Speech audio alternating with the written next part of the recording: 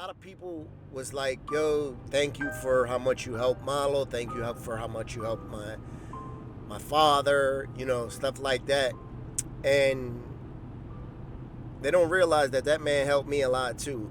Beside the story I'm going to get into of him saving my life, um, Malo also helped me just as much as I help him.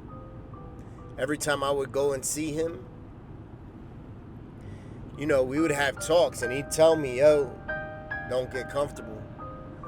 Don't get comfortable. He said, you see what I'm dealing with? I don't even have a place to shower. He said, I'm lucky if I get a place to sleep. The store he worked at, he was able to sleep in the back room, on some cardboard and shit. He said, I'm lucky for that. So he used to tell me, yo, don't get comfortable. Don't think for a second that this can't happen to you. And he was.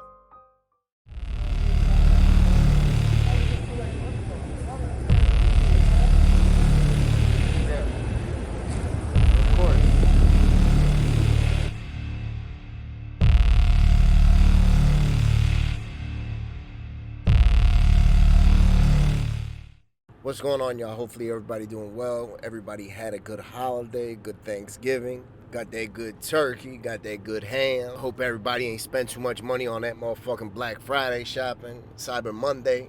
There's a video I've been putting on for the past 2 weeks for two different reasons. One, it's been bothering me. It's been weighing heavy on my heart that I wanted to wait until they had the service for Malo. First I said I wanted to speak to his family. Right, and then I spoke to his daughter. I spoke to Malo's ex-wife or wife. I spoke to his son. I messaged his older daughter. So I spoke to all three of his children. They were having a memorial for him in New York the day before Thanksgiving. I was invited. I couldn't make it, unfortunately. With my work schedule, so the day before Thanksgiving in barbershop is literally one of the busiest days of the year. So I couldn't make it, wrote something and sent it just to relay to the family. And I sent my well wishes and my prayers. So I was going to put the video out right after I met with the daughter and his wife. But I know they watch the channel. So I was a little undecided. I said, you know what? Let me just wait until the service is done. Let me just kick back for a week. And then after that, I'll put it out. Right? So I'm going to tell you guys what happened to Malo. First of all, if y'all don't know Malo, look back in the videos. I'm going to link a couple videos. In the description. Malo was Malo. He was dope. You know what I mean? Good brother, hard worker. Even throughout his addiction, at his absolute low, Malo was still a hard worker, a caring, loving man. He was a pleasure to be around, right? And one thing I want to say is that Malo, a lot of people was like, yo, thank you for how much you helped Malo. Thank you for how much you helped my father, stuff like that. And they don't realize that that man helped me a lot too. Beside the story I'm going to get into of him saving my life, Malo also helped me just as much as I help him. Every time I would go and see him, we would have talks and he'd tell me, yo, don't get comfortable. Don't get comfortable. He said, you see what I'm dealing with? I don't even have a place to shower. He said, I'm lucky if I get a place to sleep.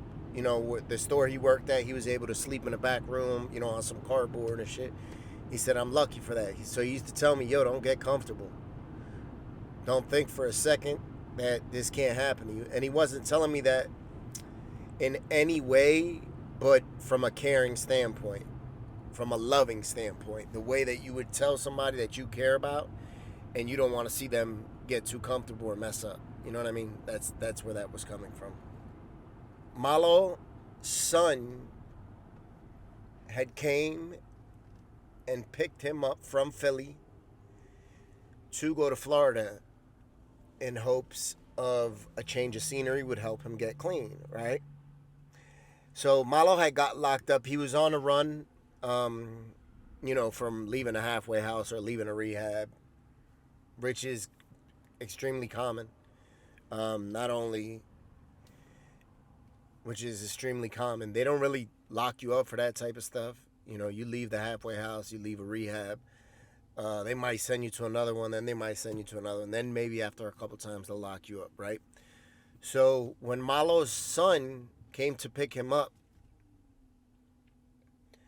um, they said, you know what? Let's turn yourself in.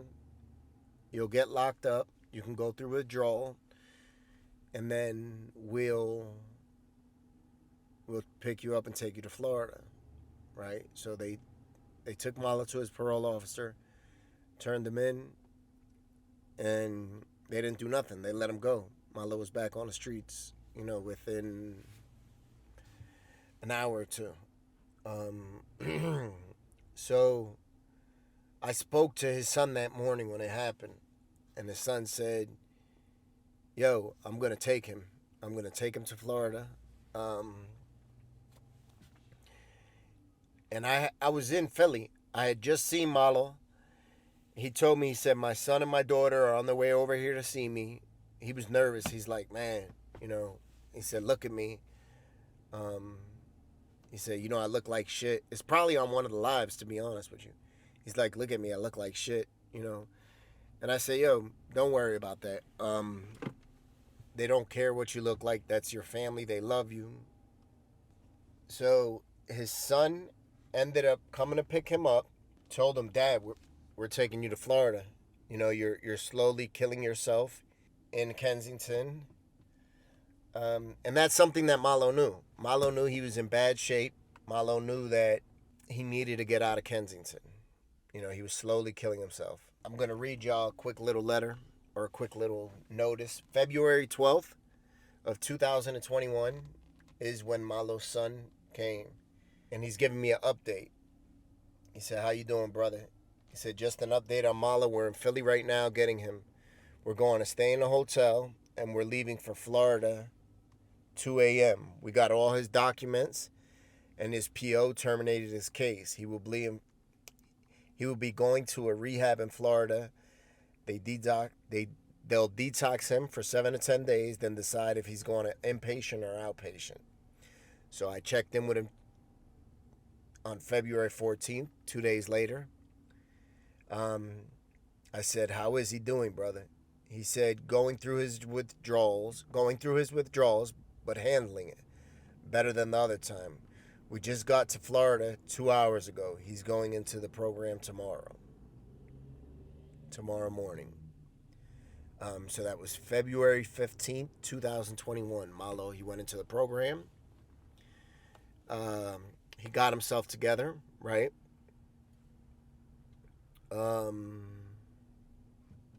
And he got clean. He was clean for a while.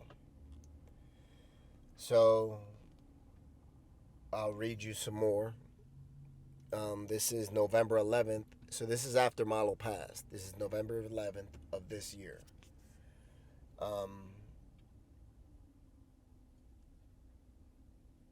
So I messaged him and I said, yo, I just heard the news. I'm sorry. He said, hey, brother, just seen your video on YouTube. I appreciate the love. He said, we took him out to Florida in hopes that he was going to get better. He was doing great for a while. He was doing great for a little while. He was eating a lot. He gained a lot of weight. He was starting to look really good. He was picking up little jobs here and there to make money. Unfortunately, he found his way into the wrong crowd again. He started using. We tried getting him to rehabs and shelters again, this time in Florida, and he kept checking himself out. He rathered to stay at a Shell gas station that he worked at. One day he was going across the street and got hit by a BMW. It broke his arm, his leg, and a few ribs, and left him with brain damage. They wanted us to pull the plug on him, but we didn't have it in us because we had faith that he was going to find a way to come back to us.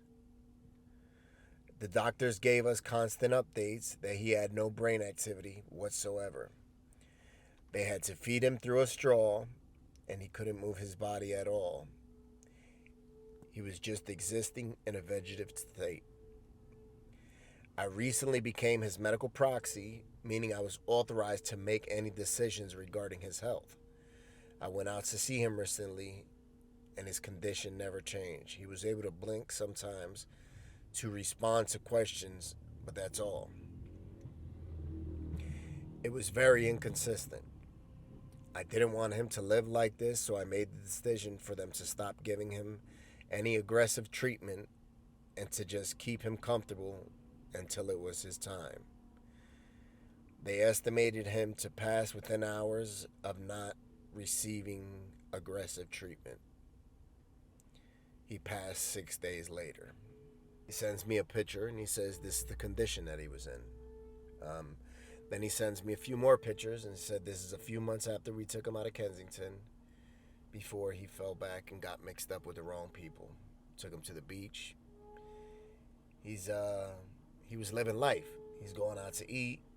He's spending time with his family.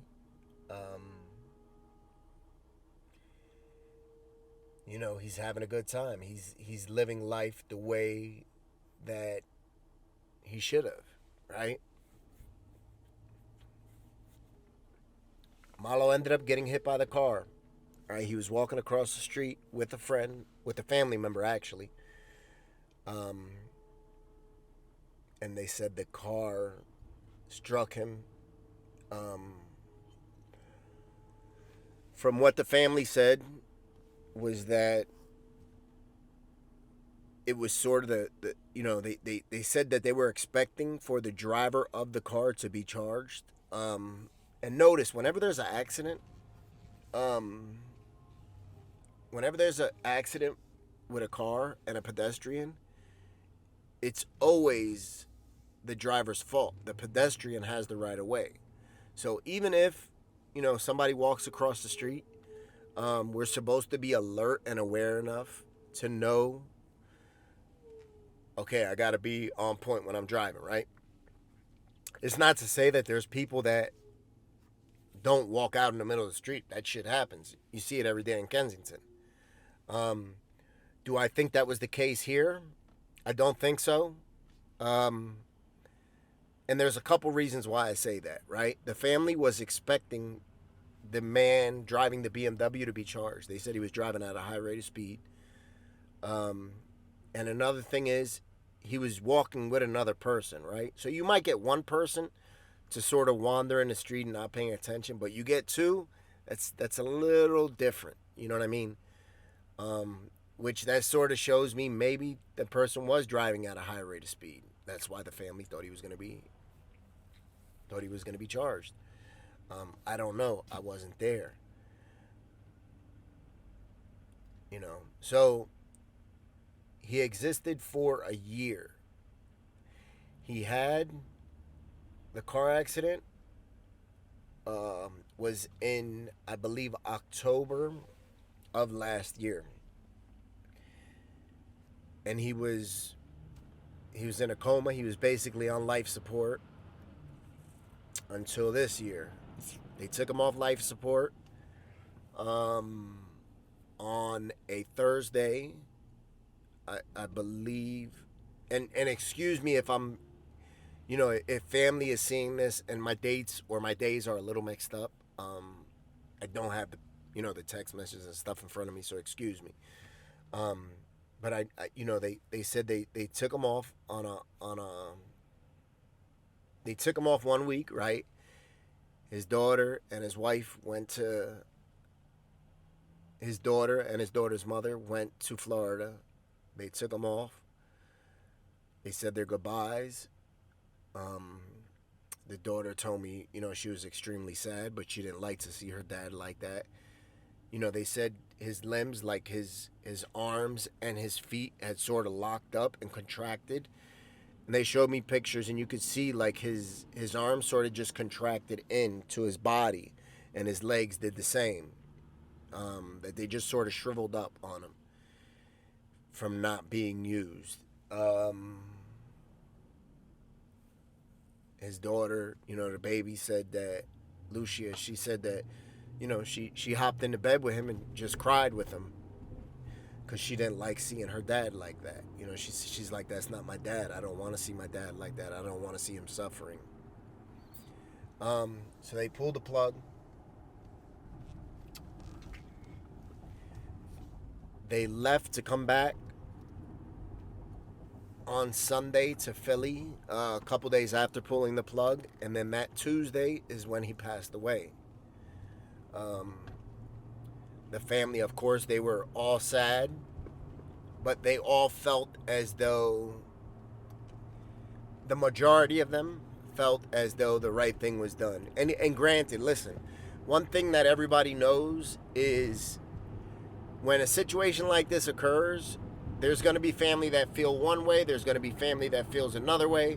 There's going to be some people that say, no, you should have kept them on life support, right? There's going to be people that say, no, you shouldn't have kept them on life support.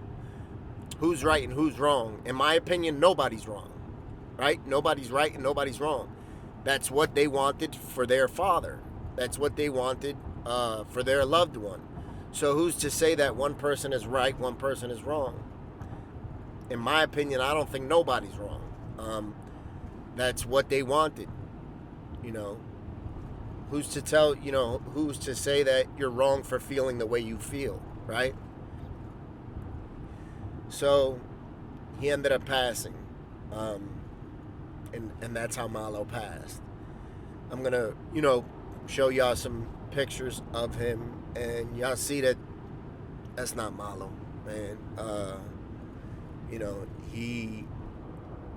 The condition that he was in was a horrible condition.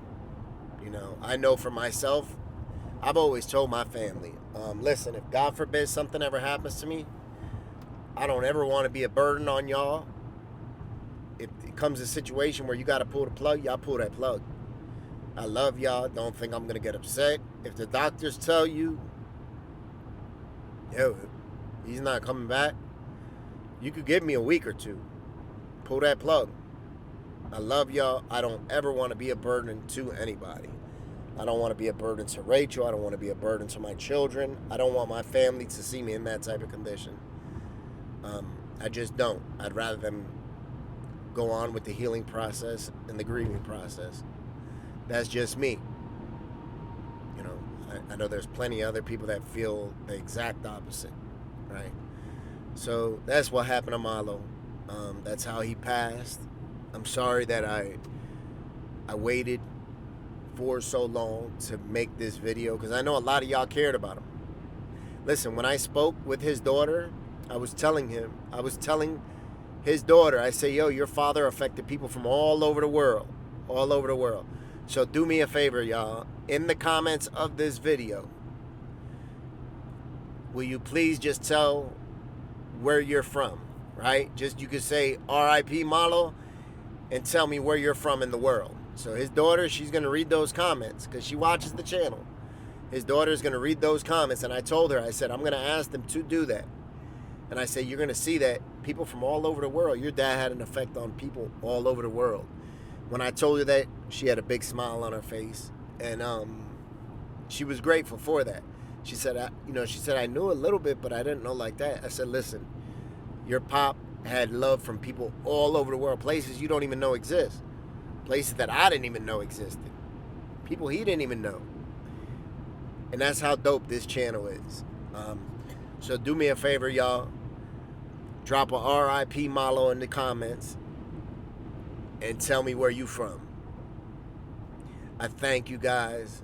I love y'all, man. I thank you guys. Malo's daughter is going to watch this video. The youngest one, her name is Lucia.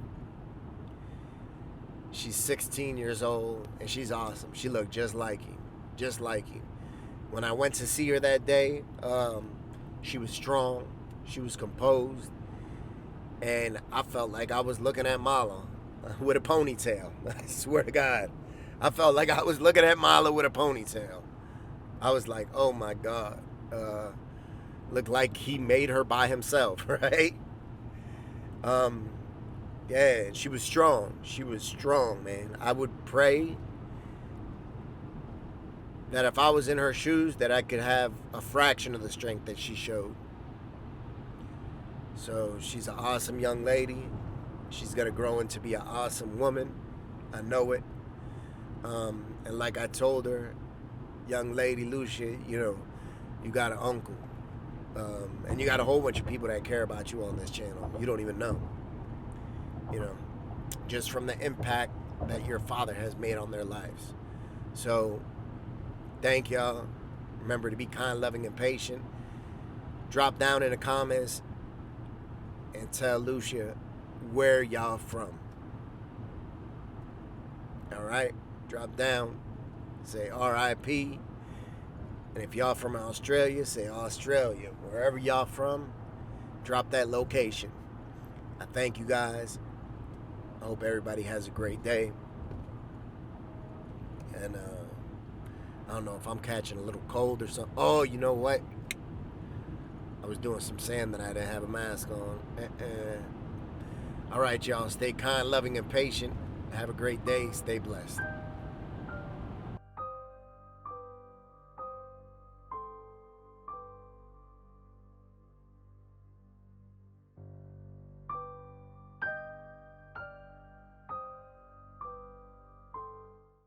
Again, it's a rich thing.